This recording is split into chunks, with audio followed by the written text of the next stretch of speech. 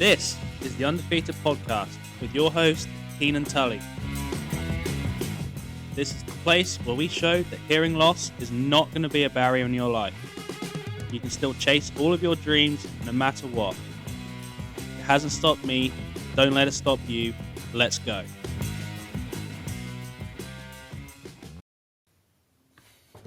Hey guys, welcome back to the Undefeated podcast. This is episode 2, and today we have a very special guest. His name is David Smith, and he is a US national team volleyball player, and he's been to the Olympics, and he was born with a 80 to 90% hearing loss in both ears, and today we're going to talk to him about his life growing up, his experiences with hearing loss, and how he overcame his hearing loss and his challenges to get to where he is today to be representing the US on the Olympic stage. So let's get right to it. So David Smith, thank you very much for joining me. How are you today? I'm doing well. In between trainings right now, so we're keeping busy, but going well otherwise. Yeah, awesome. So I believe you're in Poland right now. Is that correct? That's correct. I'm playing for a professional team in Poland, so this is it's my 15th season playing volleyball professionally, and then this is my 7th season in Poland, and my 4th season with the current team that I'm on right now. So, yeah, wow. So, how often do you make the trip back to the US to play with the national team? Is it just the Olympic Games, or do you do other games for the US as well in between that? Every summer I come back. We have some tournament form or another. We have some annual tournament that we do called Volleyball Nations League. We do that at the beginning of every summer, and then usually they're the world champion. They were the world championship last year. This year we have a continental championship. We have an Olympic qualifier at the end of the summer. So yeah, I come back to the States usually late April, early May, and then play with the USA national team all through the summer, and then usually late September, early October, I go back overseas and I play my professional season. So they're staggered, so it kind of works out nicely. Sometimes it's a little too tight, so I only get like a week or two in between seasons, but it worked out nicely that there's really no overlap with no conflict in schedule. Yeah, right. Yeah, I was just going to say, it doesn't really sound like you get much of a break, right? No. That's a big point of discussion in the volleyball world, just for the top athletes. They're just banging right through it. So, like this year, I've been fortunate to play with a good team, but like I had from the Champions League finals we won in last May, I had like 1 week, and then I was already in Brazil playing for Team USA within like a week. And then from the last match I played in World Championship, I had like 10 days before I was training with my team in Poland again. So it just, it's never ending.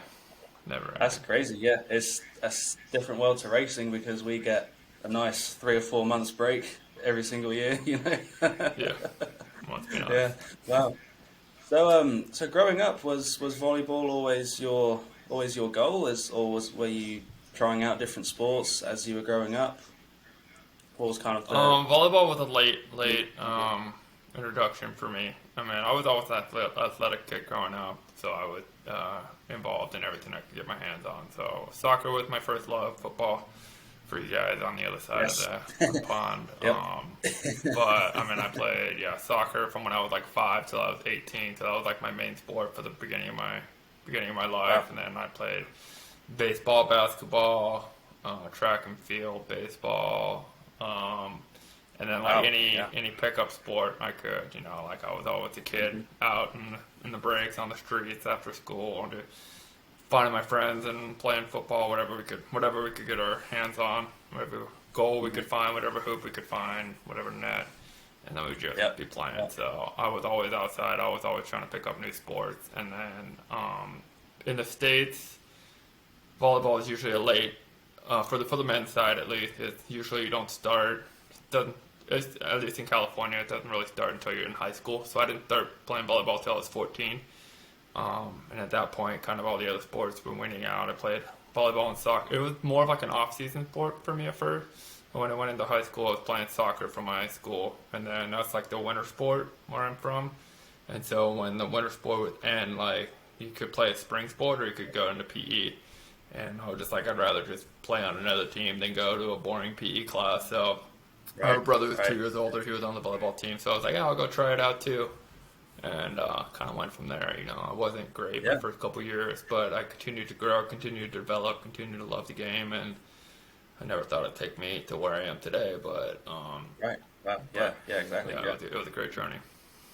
Yeah. So what's kind of like the age, I guess, limit for volleyball players? Because I know with soccer, like most professional guys stop playing around 32, 35-ish. Like, is it like, are you able to play for longer playing volleyball?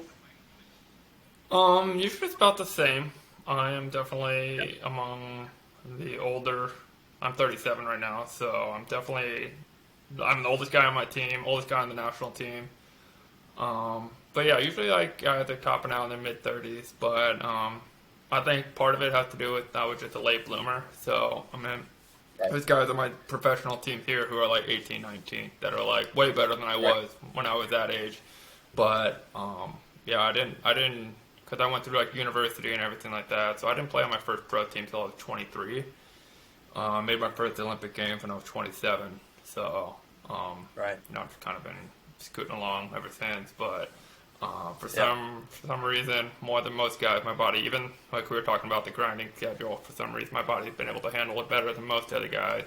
And I just feel better and stronger as I've continued to refine my preparation and my strength training and how I go into every match, and I just feel better as I go along. I mean, usually games I feel better. Now I'm starting to feel like the practices are rough, but we found a nice rhythm where it's just like you kind of fight through that for the week, and then like your body's kind of peaking for the game. But now we're playing games every 4 or 5 days, so it's just a pretty vicious cycle.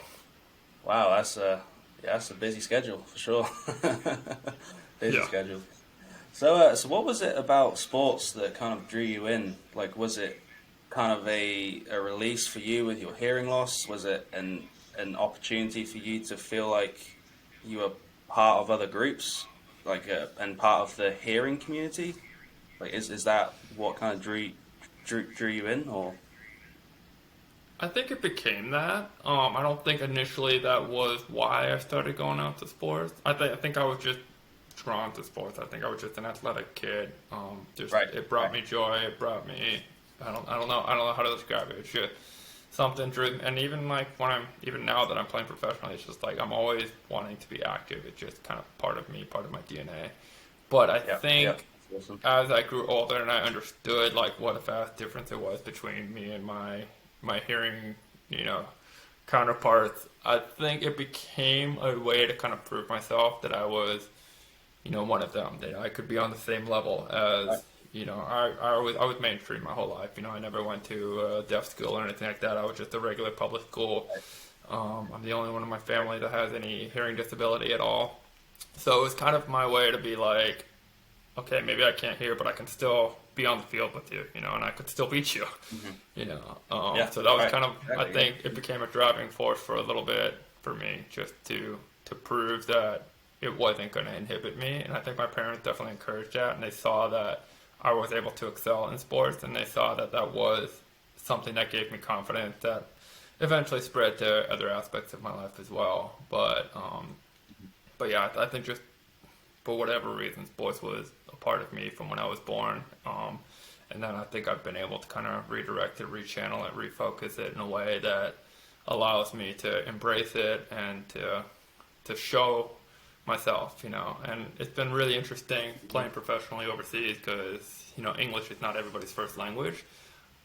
And a lot of teammates that I have new teammates every year, and some guys, like probably every professional player I've played with, like I've never played with a person with hearing loss before. And so usually they're kind of tentative at first, but then eventually they'll come out and ask and be like, they'll ask about it because they're curious. But the they're always like, yeah, I mean, like I'm always asking other people because obviously we have mutual teammates prior. And they're like, yeah, like, what's it like playing with a deaf guy? Like, I've never played with a deaf guy before. And, Right, you know, right. it's come to a point where I've been around long enough and I've played with enough people where people are just like, hey, just play volleyball. Like, he's a normal teammate. Like, Exactly. he might not hear you Yeah. every once in a while, but he can do everything else just as well, if not better than all the other guys he played with. So it's Exactly. come to a point, kind of like we were talking about before, it's just come to a point where I've been able to prove myself that it's not an inhibiting factor to being able to play with, the hearing community around me. Yeah, and that's honestly what this whole podcast is about. It's about showing people that it doesn't matter if you are deaf or you have a hearing loss, you can still do everything that anyone else can, And so, that's awesome. So, do you feel like what you lack in hearing, you gain in other kind of, I guess, senses like your sight and focus? Because I know for me, with my hearing loss, being in a race car, I can't hear really cars around me, so I'm more focused in what I can feel driving the car and what I can see. Is that the same for you? Yeah, no, I definitely relate to that, and I think it's true. I don't think it's something I consciously sought after. I think it's just, how I grew up, how you grew up. We just have to make these adaptations, and for me, the second nature is just how I see the world, how I feel the world, how I hear the world around me. It's not just through my ears, it's through, my touch, it's through my sight, and yeah, I mean, there's. I used to say, like, I see things better than guys, but I think that was just because I was always a more advanced athlete. But now, as I've, playing with other professionals that see just as well as I do, I don't know that's necessarily a true fact, once you get to, the elite level. But I do think, it kind of forced me to be able to scan quicker, pick up visual cues that other people rely on with auditory cues, especially in volleyball. It's a chaotic sport, fast sport. Right. And sometimes you're tracking a ball, you don't necessarily know where your teammates are, so you have to communicate verbally to do that.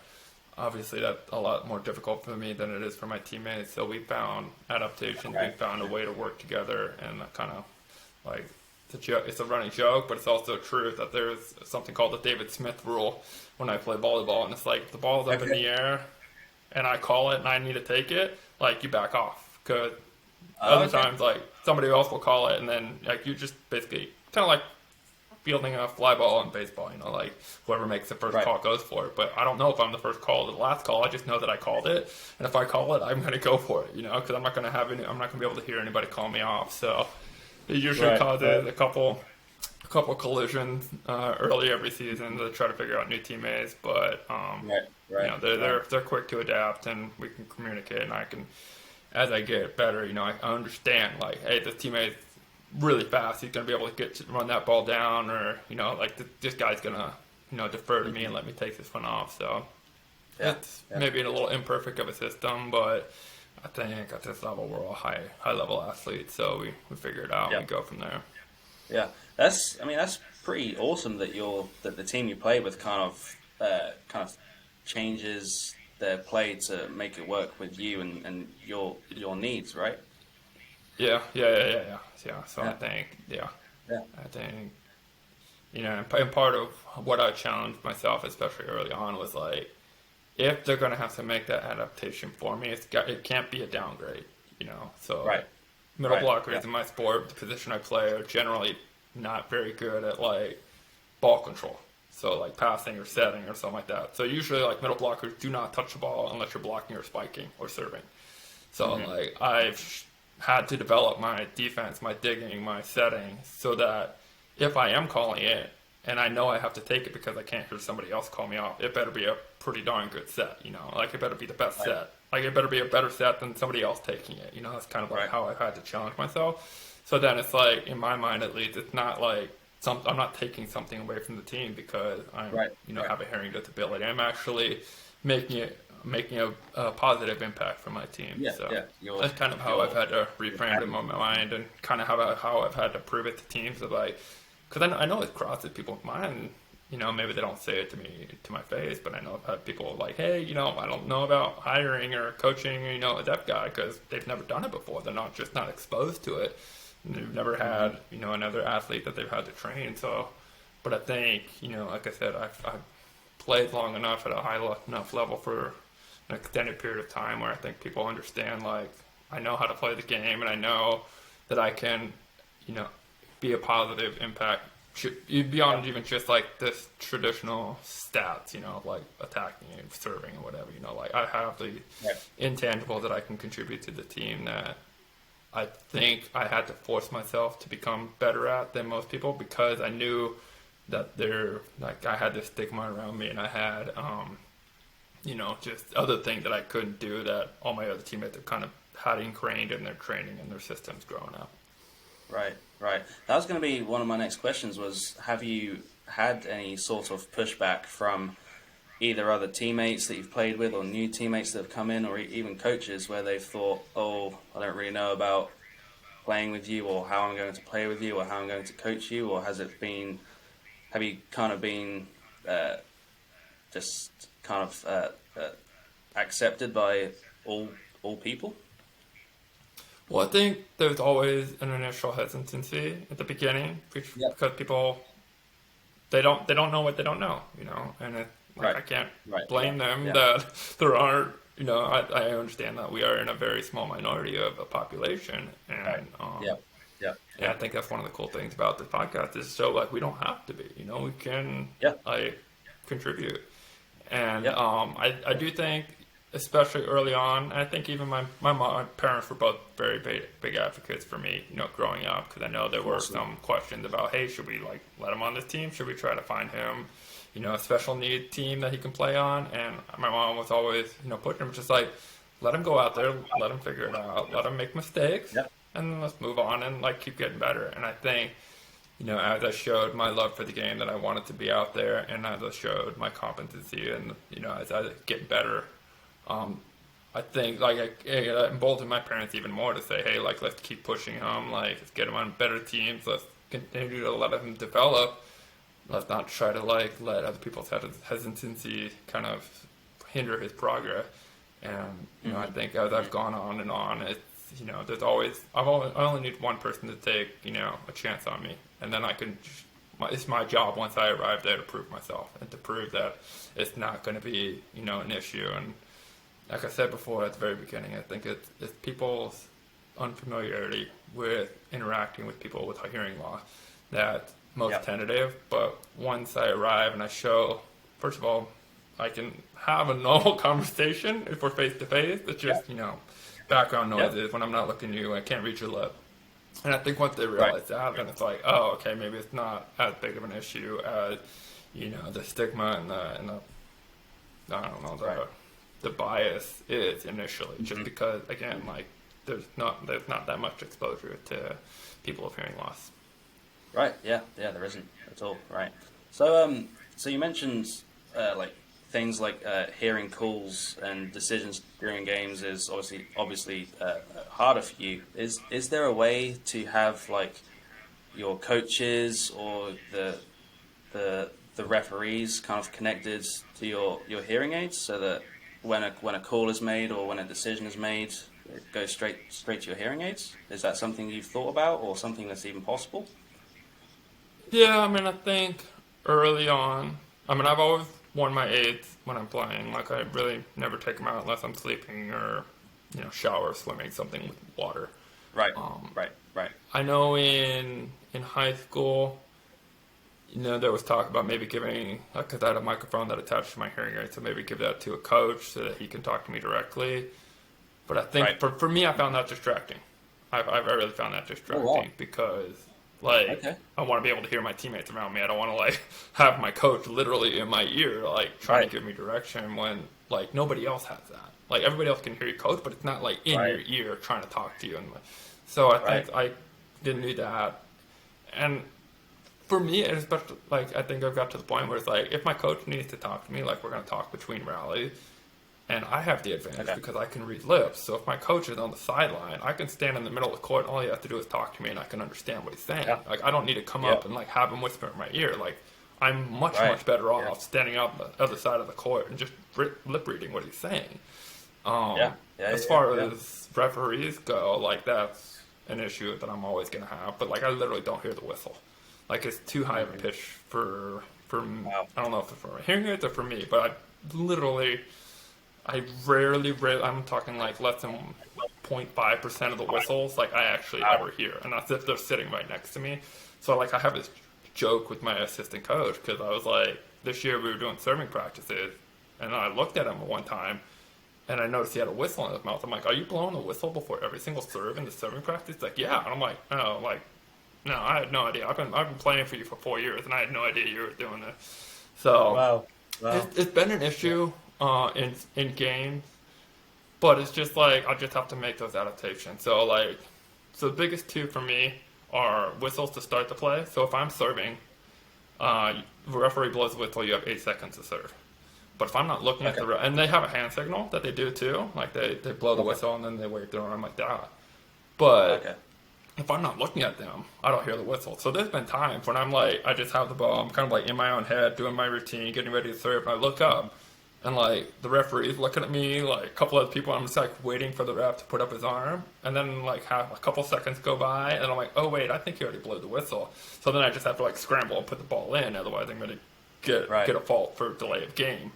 So I've had that conversation with a couple referees as it comes up. Like, hey, like I need to see you before you blow the whistle, because otherwise I'm not going to hear. And it's happened enough times where I think a lot of refs are kind of, and I've been around for long enough that I think a lot of refs understand. And then there's the play to end the whistle to end the call. So sometimes the ref will call like a mishandling or a net touch or something that's not obvious. That like you need a referee to stop the play. Like if the ball hits the ground, like I see the ball hit the ground, right? Like, or if somebody's like hanging on the net, like it's obvious, and so I know to stop the play. But there's sometimes where I just keep playing and everybody else is stopped. So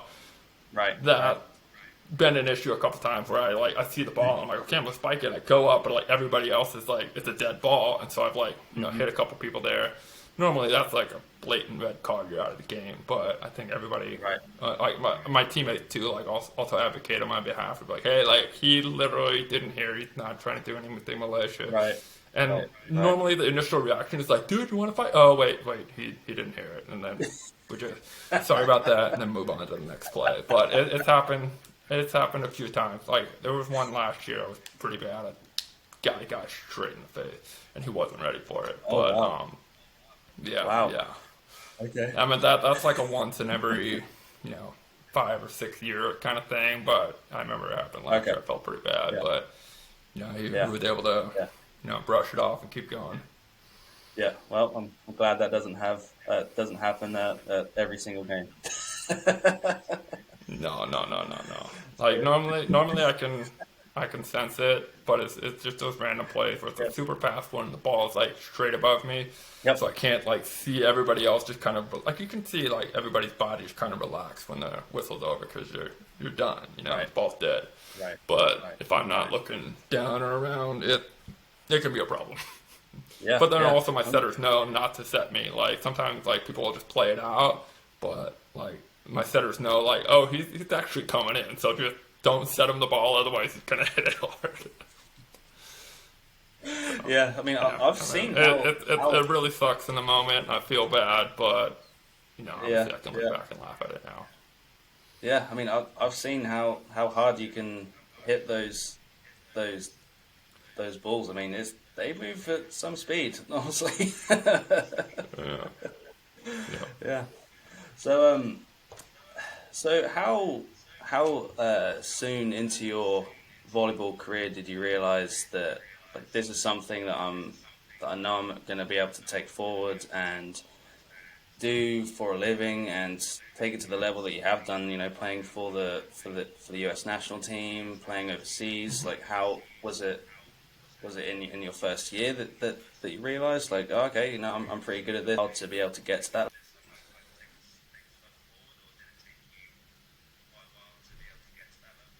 Yeah, I mean, it definitely took me a while. It was step by step. Like I said, I didn't start until I was 14 years old, and I only played for my school at that point. I started playing like year round, like with clubs in the summer when I was after my junior year in high school. So I only played club volleyball for a year and a half. And when I finished high school, I already like applied and got accepted to UC Santa Barbara, sorry. And I was just gonna go there, engineering program, like volleyball was done, you know. But that summer I continued to improve and I started getting recruited by a couple other college programs. So I changed directions in the middle, like after I graduated high school. And then in particular, UC Irvine, John Sparrow recruited me to come to UC Irvine. So I decided to do that. They had an engineering program there as well. That was kind of my main thing for college. I knew I wanted to be an engineer, or I thought I wanted to become an engineer, but that was a long time ago now. But so he recruited me to play, and I still wanted to play. I still, like I said, I'm always up for any sport. Like I want to compete. I want to do something athletic, and so I kind of changed directions after I graduated high school. Went to Irvine. With a red shirt initially, a couple injuries happened. I ended up playing my first year instead of red shirting like we planned. I kept getting better. I had a great team, a good group of guys came in with me my freshman year. We had a pretty big recruiting class. And 4 or 5 of us just kind of stuck together for 4 years. Ended up winning a national title together our senior year. And that's kind of, that was my best season. That was the only season I was an All-American. And then, that's kind of when my coach started talking to me. He was like, hey, like, there are guys that are playing volleyball professionally overseas. And at that point, only professional volleyball I knew was beach volleyball.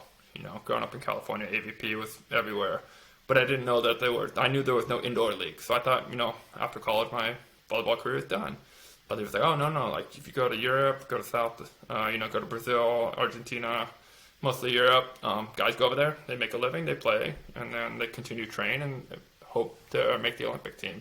At first I was like, hey, like, sure, like I want to keep playing, I love sports. So I took a year off, finished my degree, had an internship at an engineering company, was great, and then I signed a contract in Germany. And then it was at the end of that year, the coach submitted like a long form roster for the summer, and my name was on there. I hadn't really had any conversations with the coaching staff or anything like that, but I was in like the top. I mean, it was pretty long. It was like 25, 30 names or something like that. And only 14 guys travel. So it's just like pretty much a name of all the guys that are like competing in the Olympics. Like that 2008 was the first year I played. Like they ended up winning the gold medal that year. So it's basically all the gold medalists and then all the guys that were kind of coming out of college that were of a good level. So they invited me to the training camp, to train with the team for the summer. Made a couple, like the kind of B team rosters for a while. Kept playing professionally, kept getting better. And then honestly, 2012, I was still like, honestly, if you would have told me going into the summer of 2012, I was like, yeah, I'm like not going to the Olympics. Like my vision was already on 2016. That was kind of the goal. That's when I would be more developed.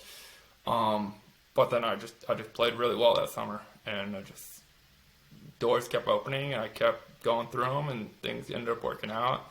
And I ended up going to the Olympics that year. And that's kind of when I was like, oh, like I'm really all in on this, Like obviously I wanted to play, but it's a tough thing moving professionally, because even not even just because of hearing, but just period, like there's a difference between like being a collegiate athlete and being a professional athlete, especially overseas, because there are foreigner limits.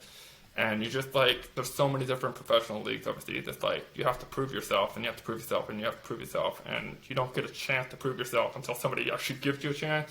So it's like, you got to find the right teams, you got to find the right agents, you got to take advantage of those moments when they are given to you. And for me, it just took a while to kind of like build up that, build it, and get to the point where I was like, oh, like I can do this consistently, and like there are top level teams that want me, and I can continue to produce and perform at those levels. So I'm kind of glad it happened to me that way, just because like it wasn't like I was growing up wanting to be a volleyball Olympian. Like I just wanted to play sports, and it worked out. And I knew I wanted to work hard, and I knew I could outwork anyone.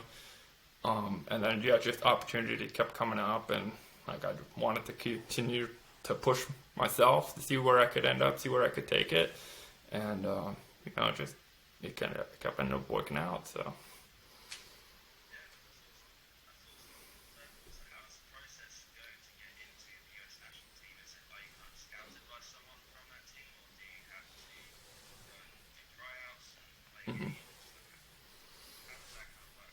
Yeah, I think volleyball is a small enough community where if you are like a high level athlete, like people are going to notice. Man, I think there's less than 50 universities that actually have like high level men's volleyball. It's not like NFL or baseball or something like that where there's just thousands and thousands and thousands of prospects out there. There's a pretty small pool of athletes to pick from. So if you're an All-American, you're in your collegiate career, like you're gonna get a look. You might not get invited, but you're gonna get a look, And then if you go overseas and keep playing, like they know you're serious about it. So for me, it was just like I said, I made the long list. I got invited to the camp, and then at that point, I was kind of like, really far down the list, and it was like I was a practice player, And in the summers, they just have tournaments, so they take the 12, 14 core guys, they go play a tournament for a weekend. Everybody else stays home, and that's kind of where I started to perfect my craft. And then when the guys come back, some guys need a little rest, some guys are ready to go, some guys need reps, and so I would just they put me in whenever they needed somebody in there, and I would just play hard and try to get a little more experience, a little more looks, and then I just kind of built it from there. I mean, there's certainly guys that come like straight out of college, like you're on the roster, you're traveling, like there's definitely those guys. But I think for me and for most people, it's kind of like you got to get in the gym, you got to work on the B-level team, got to get your chances on the first team, and then just keep grinding away until you get an opportunity to start. So what was it like when you got the call saying, David, you are in the US national team? How awesome was that feeling? No, that was a really cool moment, because that's why I knew, like, playing your first year overseas is really difficult, at least for me, because it's a brand new world. Like, I didn't know what I was getting into. Pay certainly wasn't great. The team that I was on was like semi-professional. Like, it was professional, but there was some guys like still going to school. Some guys had like side jobs because they couldn't afford to just live off of their professional salary. So it's kind of like, yeah, like this is cool. Like, I'm having fun. I'm young. I'm living in Germany. Like, newly married. It was great. But it was like, can I do this for a living? And I think once I got that, it was like, and obviously it didn't hurt that the team that selected me to be on their national team just won the gold medal the year before. So I was like, the Olympic gold medalists want me on their team. Obviously, I'm again really far down on the list, but I think that was a certain validation where I was like, I can go somewhere with this one. So and then obviously I as I was going through college, I was selected for a couple of the junior national teams. So that was cool to have a USA on your shirt, big flag on your chest and then USA on your back. But then to be able to do that at the senior level was something else special. So and then obviously do it at the major tournament, do it at the Olympic Games, it's just so cool. It's a really cool opportunity. Yeah. So was your first tournament the London 2012 Olympics? Correct. Was that your first? Yeah.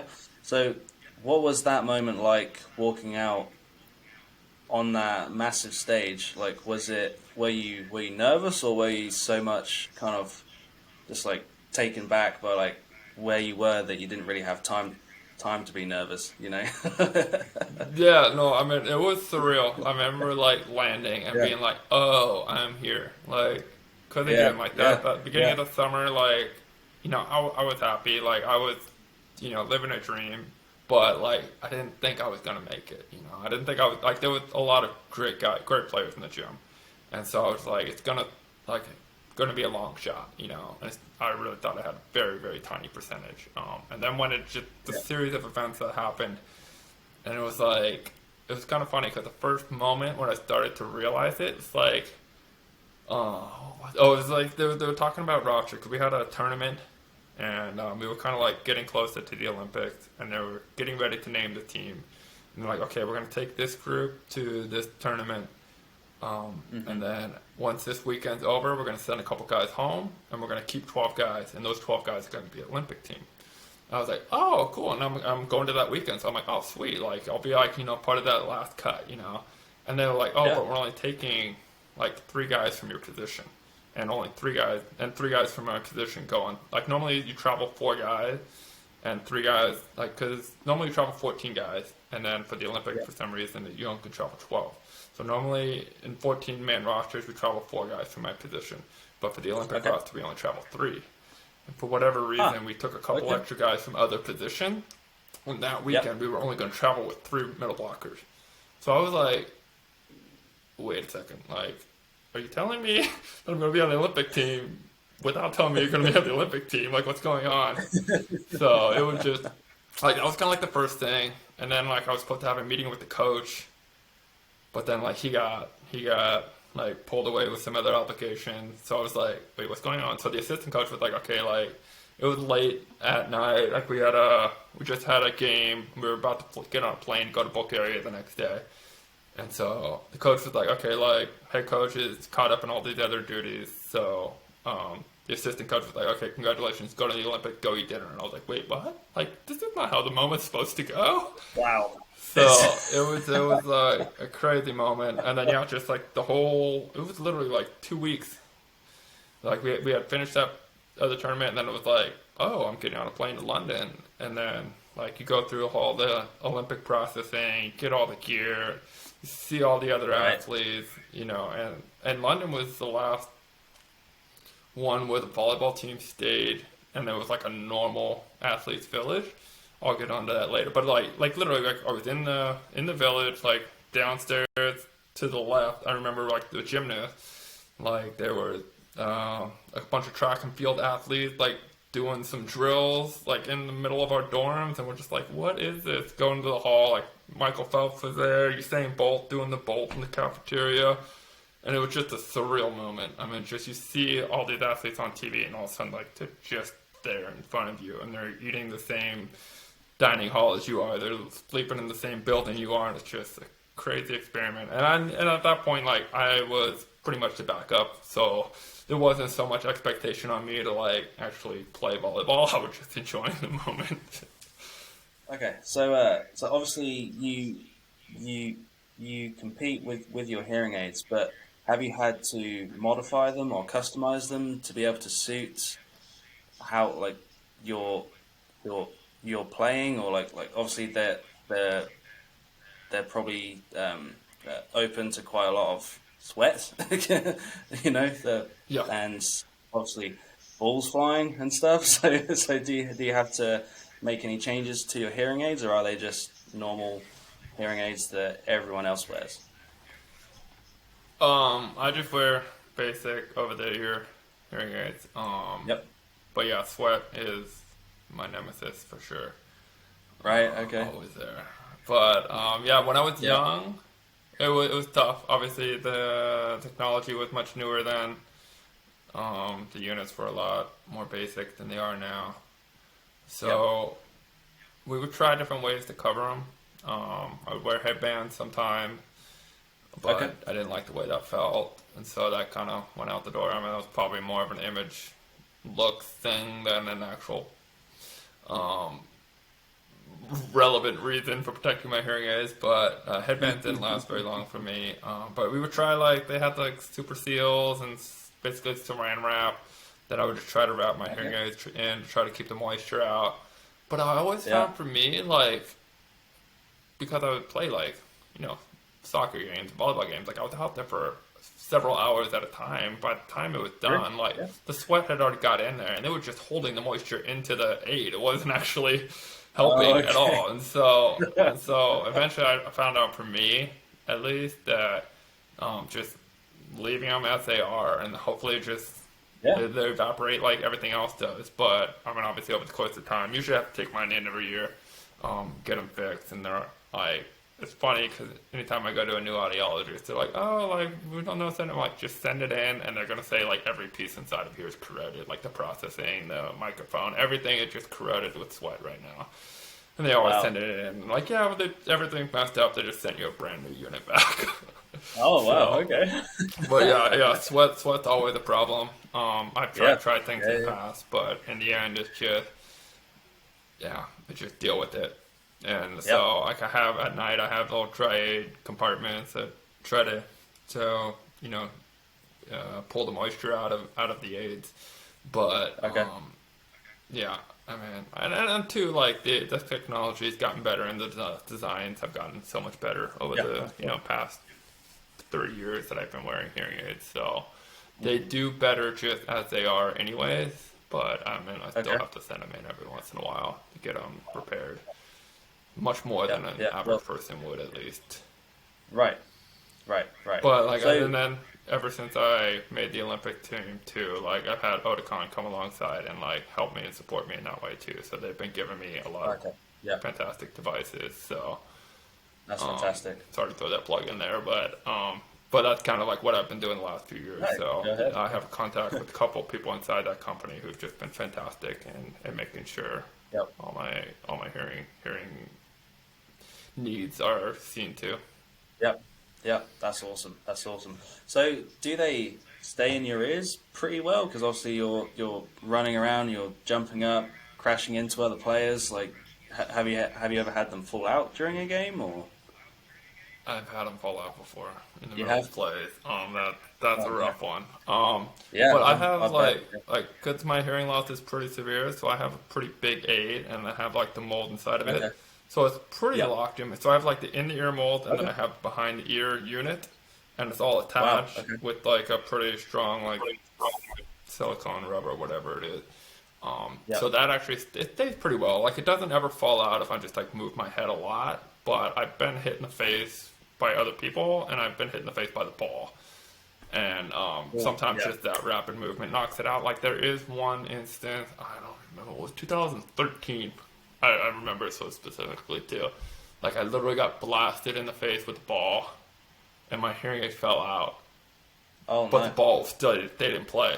Like it ricocheted off my face, went behind me. One of my teammates ran the ball down, like dug it up, and we ended up putting the ball over the net. And I'm like, oh no, I need to go block a ball. So like I found the unit that didn't fall very far, so I grabbed it and I had it in my hand. And I'm like, I'm supposed to block a ball right now. Like normally you block with an open hand. I had the unit in my hand, tried to block a ball like this, Oh ended no. up getting a soft block. Ball stayed in place still. And I'm like, oh no, so we're scrambling. And then all of a sudden the ball comes on our side. Now I have the spike, but the aid's in my right hand. So I'm like, I don't know what to do with this. So I just opened my mouth, put the aid in my mouth, just like closed my lip to keep the aid in my mouth, went up. They didn't end up setting me the ball. It would have been amazing if they did. But they set it. Finally, the play ended. And I was like spitting it out. I'm like, why is this in my mouth? Oh, and I was like, I don't want to take care of it right now. So I just like tossed it to my coach. I'm like, just keep it until I come out, like at the next time out or whatever like that. But I remember that moment. That was like, but I mean, that doesn't happen very often. More often than not, like it happened the last game too. Like somebody, like usually, like when you come in for the huddle after a play, like everybody's high fiving. I got hit in the head, like it kind of short circuited the unit. So I have to like wait 1 second, like let me fix it real quick. But that's just a couple seconds, and then put it back in. Yeah, we're good to go. Yeah. But that's a good story. I mean, it doesn't happen as frequently, I think, as some people think it does. But it definitely does happen. Right. So that was kind of a worst case kind of situation there. Then yeah.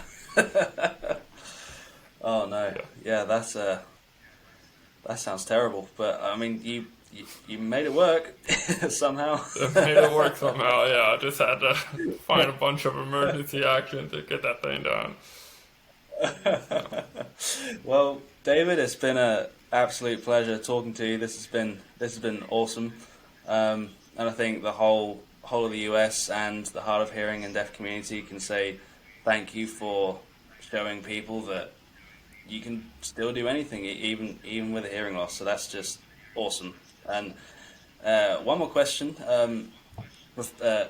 what would your message be to the kids out there today, or the teenagers out there today, who feel like they can't chase their dreams, or get that job, or be an athlete like you, or because they feel like their hearing loss or being deaf is getting it in their way, Yeah, no. I think that's important. I think the main thing that helped me growing up and even now, and the main, I got a piece of advice, or it wasn't even a piece of advice, but it was just a saying from my parents. And it was like, you're the only one who's going to stop you from doing what you want to do. Don't let your hearing loss be an excuse. You are still capable. You still have gifts. You still have talent. You still have a work ethic. You have a lot of things that are in your control, so you're the only one who could stop you from doing what you want to do in your life. And for me, that was sport. There are a lot of things I tried that didn't work out, but volleyball did, and thankfully I have a joy and a passion for it. And it's just something that I wanted to pursue, and it's something that it wasn't easy, and it's maybe not the most linear path to success, but it's something that was worth it to me. And so I just found a way, and maybe you don't know the solutions when you knock on the door the first time, but you're not going to know the solution unless you walk through the door and just dive in and figure it out. And sometimes it'll come pretty quickly, and sometimes you'll have to fight around for a little bit, but I really do believe that there is opportunity for the people who really want it. For sure. And you're living proof that even with a hearing loss, you can be successful and be on a massive stage that you have been on. So this has been awesome. Thank you very much. That's Appreciate just it. Awesome. So, David, thank you very much. It's been great talking to you. Yeah, I talk to you too. Good luck, and thanks for having me. Thank you very much. Thank you.